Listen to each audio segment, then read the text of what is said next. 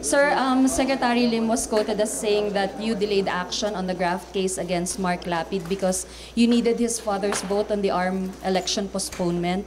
So you chose instead to let Secretary Lim go. What's your reaction to that, sir? Sa doon ba yata pinagdikit-dikit lahat ng story? That I don't think is correct. I think he was misquoted. He actually texted me. Sabi niya, may tinanong, ito sinagot niya, and it was played up. Okay.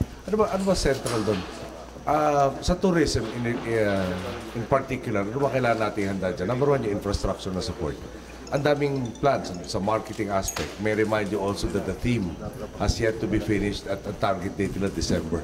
Yung, as far as tourism is concerned, napakarami. Yung issues niya with Mark and also yung investigation of the charges and counter charges will take time. So, if at all, yung premise na imbestigahan natin lahat itong charges na to is just one of the processes. Parang there's a process that is involved, hindi pa completed yun. Now, going through the process has never been considered delaying anything. Yung going through the process is a mandated action. Hindi pwedeng say so of somebody, kaya may judgment based on that. A person accused has to be able to respond to the accusations.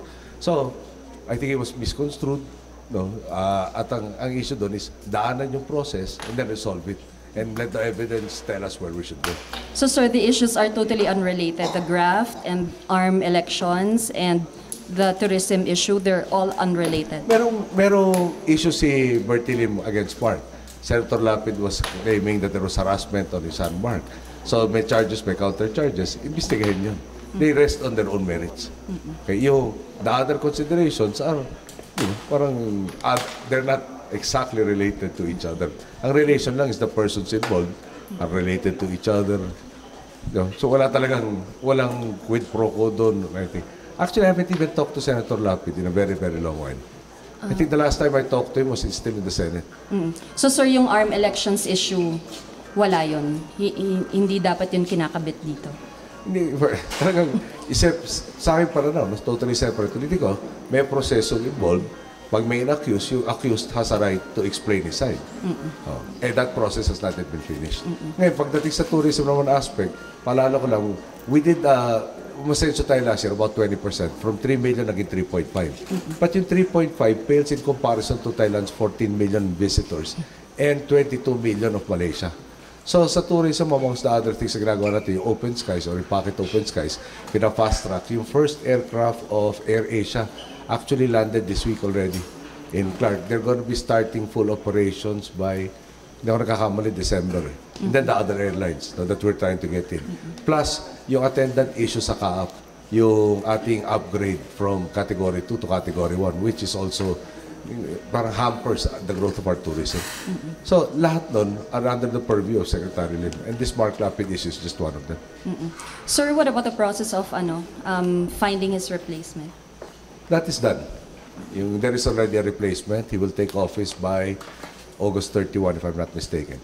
He only asked for time na kung pwede wag mo na i-divulge yung pangalan niya dahil ngayon pa lang raw, meron na siyang 48 new old friends. No? So, he wants to be able to use the time to situate himself properly and to take over the function. Yung talagang really ready by the end of the month.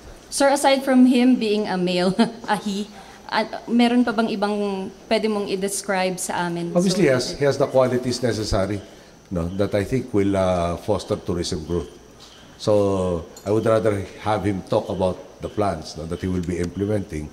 Pero sa ngayon nga, kailangan ko naman pagbigyan, malaki-laki as usual. He comes from the private sector, he comes in, massive reduction in pay.